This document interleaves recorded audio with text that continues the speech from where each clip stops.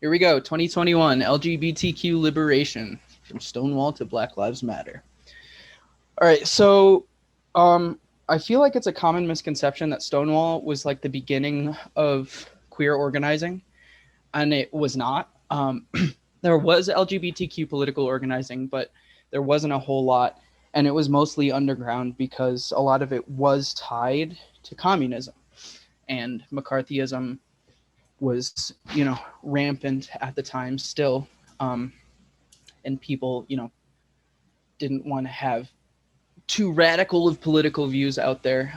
So inspired by the Black liberation struggle, gay folks did start to politically organize and participate in sit-ins, which were like bar takeovers, and other sorts of militant, actual like direct action things. This quote I really liked by Frank Kameny is, not only is homosexuality not immoral, but homosexual acts engaged in by consenting adults are moral, right, good, and desirable for both individual participants and society. I think that's fucking bomb, because he's right. And then in May 1969, which was a big year for politics, especially for our politics, a gay manifesto was written, and it kind of summarized the emotions of queer folks at the time, and really like how frustrated they were getting with the lack of representation. Uh, so at the time, we're talking late 60s. Stonewall was the biggest gay bar in New York City. It was like the only gay bar in New York City. And it was located in this like bohemian style neighborhood. That's what the Keegan O'Brien article said. I'm not really sure what that means, but it conjured images of like Haight Ashbury in San Francisco, and like more, hippy dippy, for for lack of a better word, areas in other big cities around the country. But with being well known, it was also well known to the cops. And the cops really fucking hated gay people at the time. Most, like a lot of society did. And it was like codified illegal to be gay. Some of those penalties included, and this was, I'm assuming, for the penalty of sodomy, was imprisonment in an actual prison or a state mental health facility, which is just an asylum. Then you could be chemically castrated or like physically castrated. Um, Doesn't sound it would be, you would lose, you would be blacklisted, lose all of your licenses and things like that. And then also gender nonconformity was made illegal. And I thought this was just a super extra step that really showed how the state was like actively targeting people who were different. Wearing more than 3 items of clothing in the city of New York that did not, quote, correspond to one's assigned gender was illegal and could result in arrest and imprisonment. And they did check. Um, it's fucking awful. And we're seeing that sort of come up again today, but we'll get to that later. Um, so I figured this was a good time in the presentation to kind of go back a little bit and say that biological sex and gender are two completely separate things.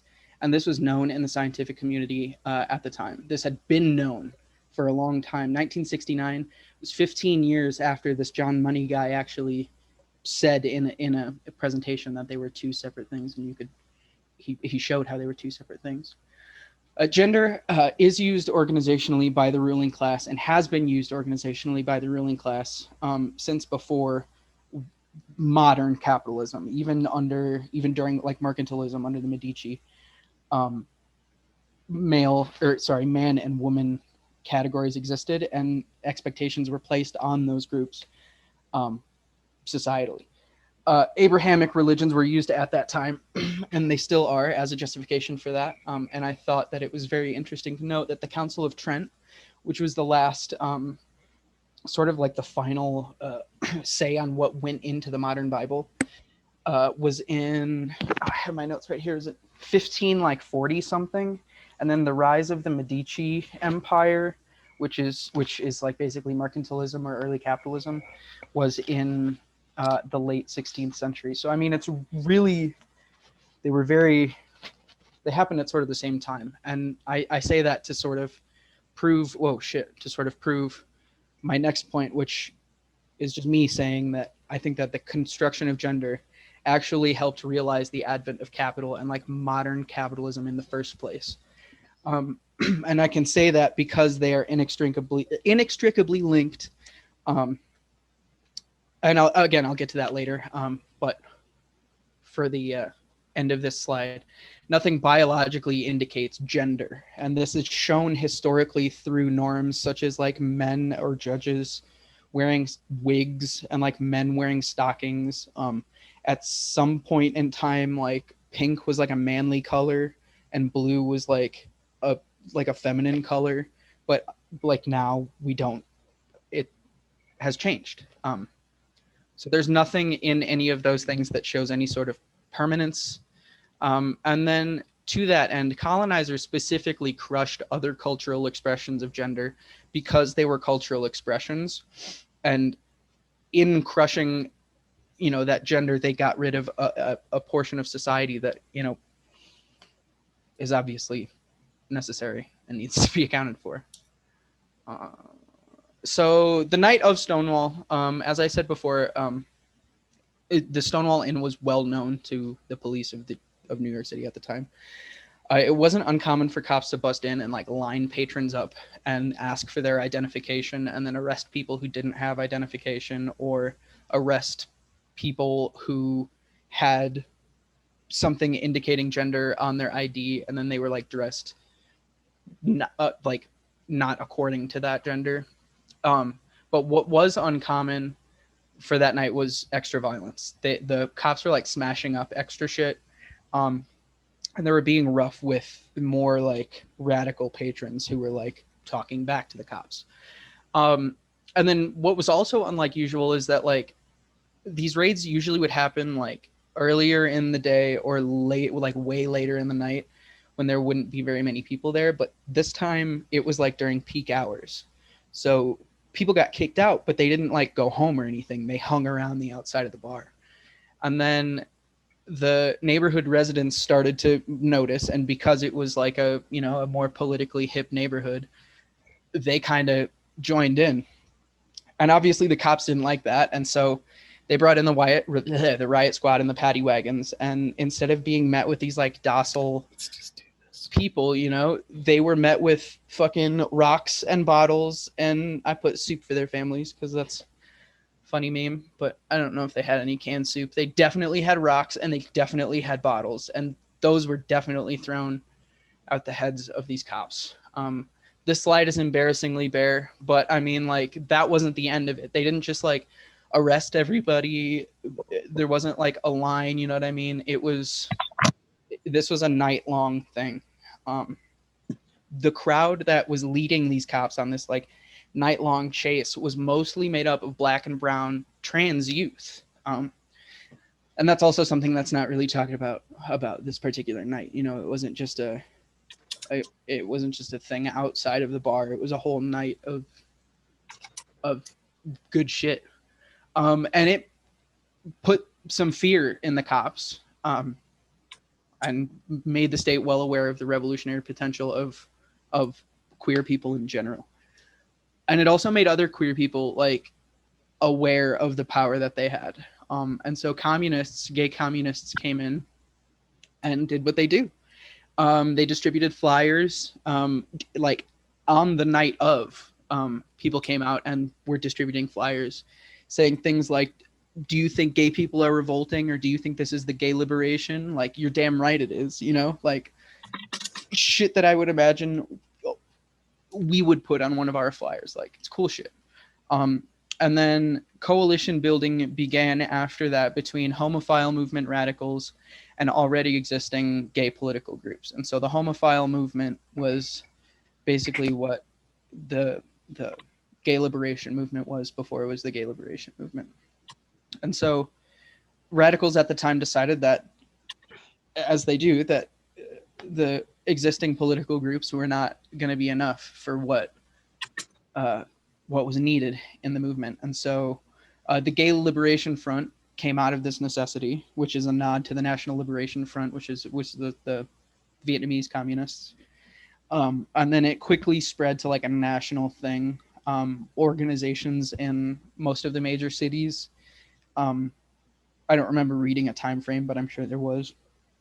And then with this national interest, there came a need for some newspapers and some magazines, and three are listed down there, including Come Out, Gay Power, and Gay.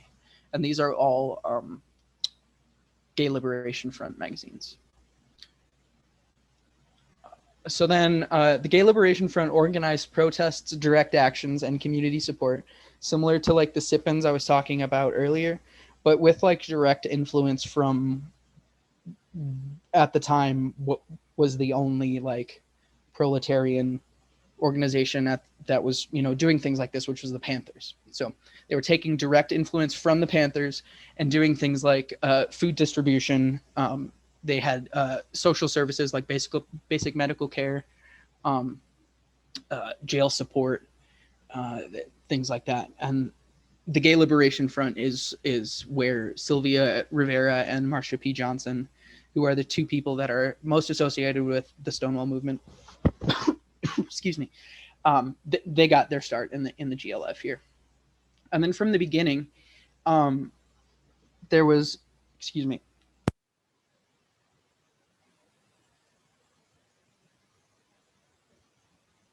sorry.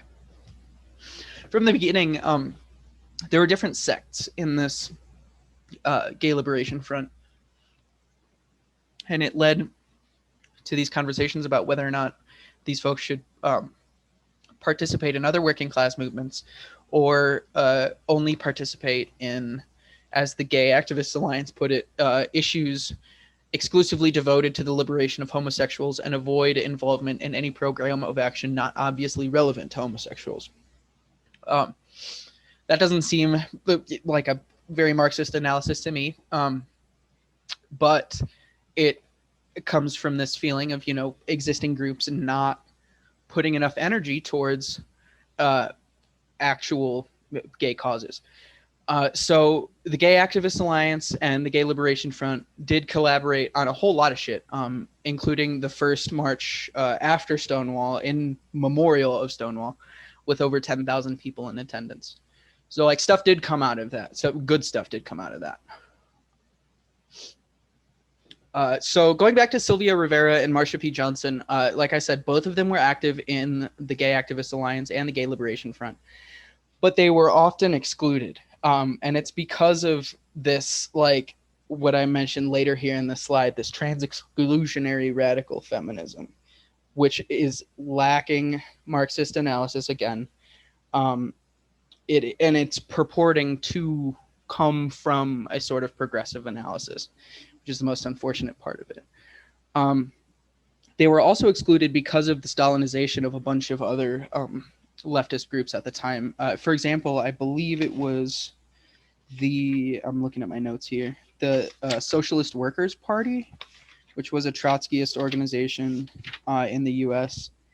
I don't want to get that wrong.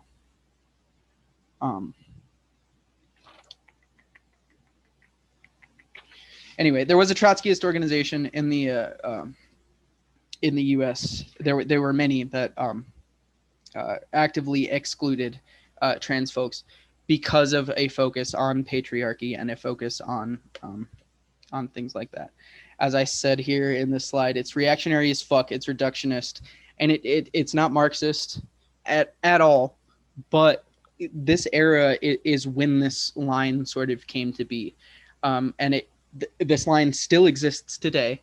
And to some folks, it might seem progressive because it's, you know, got feminism in the name. Like I say here, it's feminism on the face, but it's a line that is explicitly anti-Marxist, and one that gross liberals like J.K. Rowling like to use. So as far as modern day goes, there's not a whole lot of like reason for trans or queer folks to join like existing organizations because fuck J.K. Rowling, because of a long history of active exclusion um, at worst, and like passive, extremely passive inclusion at best. Um, Currently, the quote unquote Communist Party of Great Britain is one of those groups that has held on to that line. This article right here, titled "The Reactionary Nature of Gender Fluidity," just the title just shows how they have held on to that line and have refused to take a more principled line.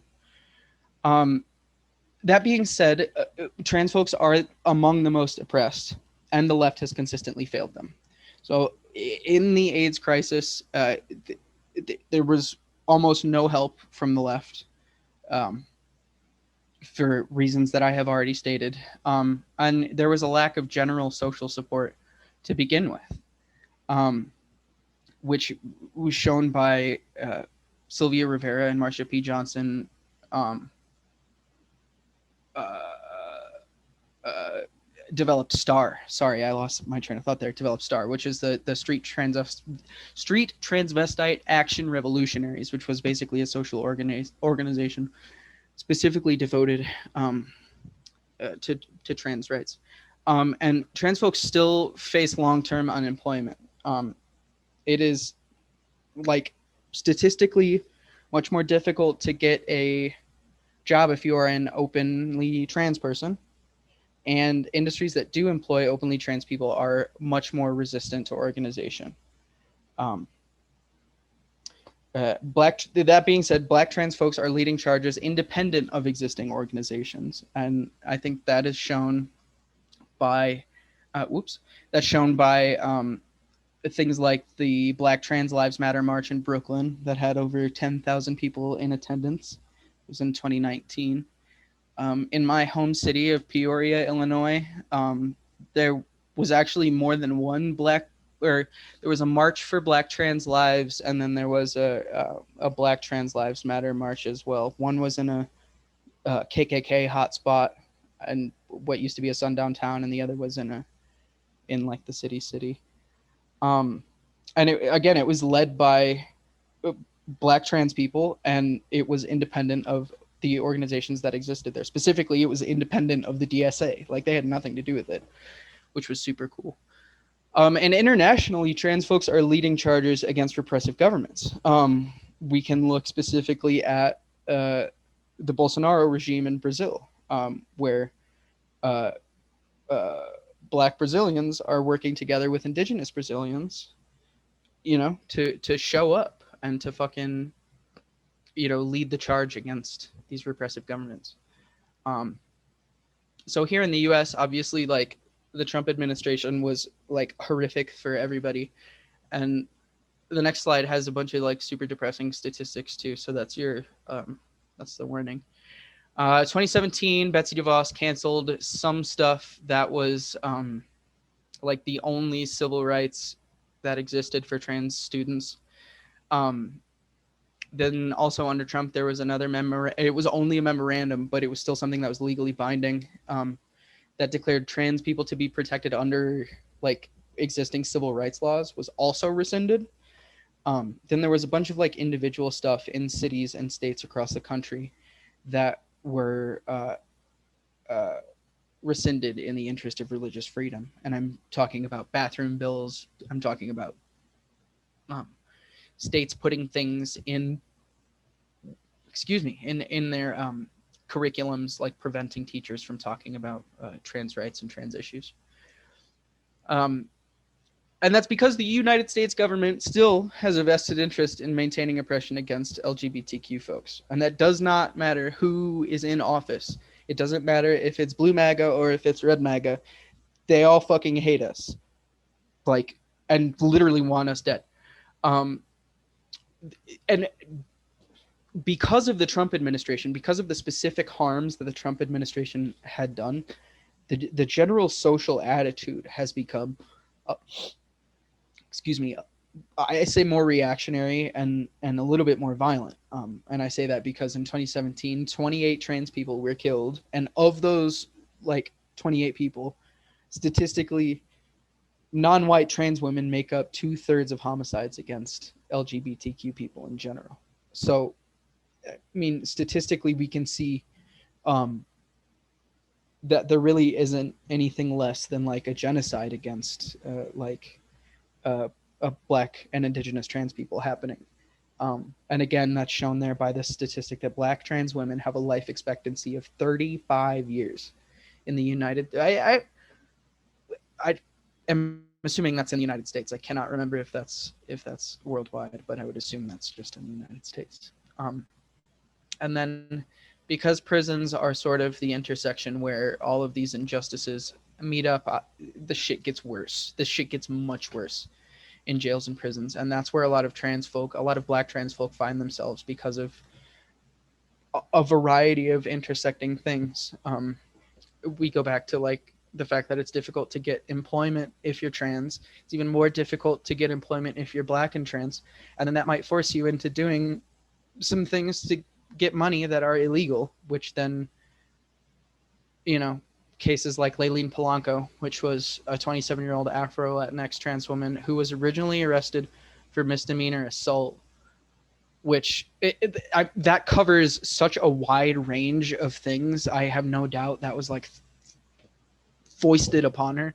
And then she was held on prior drug and sex work charges with a $500 bail, which I don't have fucking $500 right now. And she was put in solitary confinement for 17 hours a day. She had a seizure, and instead of getting medical treatment, she was mocked and laughed at, and she died. And that shit happens fucking every day. It happens every month. And it's just not. This is just the shit that we hear about, and this is just the openly trans women, for lack of a better term. So this is my last slide here. We often ask at the ends of these things, like, so what do we do now? So like, here's all this fucking information, like here's all these depressing statistics, and like, what are we supposed to do with that? So it's pretty simple. I think it all goes back to fucking solidarity. It is all about solidarity. We had a meeting a couple of months ago about what exactly solidarity is, and I think in this case, Angela Davis kind of sums it up pretty well by saying we support the trans community. We as communists, we as Marxists, support the trans community specifically because the community has taught us to challenge that which is totally accepted as normal. So with that, if gender can be undone through struggle, which it can be, we are watching it be undone before our very eyes, then so can race, so can the patriarchy, so can class, so can fucking capitalism as a whole. And we can't stop until that. Trans folks have a specific understanding of capitalism and the way in which it oppresses people. Jules Joanne Gleason says, our experiences of transition often force us to confront the ways that much of what gets presented to us as natural and inevitable are actually flexible and can shift more than people realize. And so that goes for everything, sexual attitudes, other social ideas about dress, about hairstyle, you know what I mean? It's like, this is much bigger than, this is a working class, this is a proletarian issue. All trans folks, regardless of that class, who go through transition can be brought greater understanding of bodily autonomy, politics, and social exploitation. And so I would say because of that, all trans folks have more revolutionary potential by default than cis folks because of that understanding and because of that awareness that's brought through transition.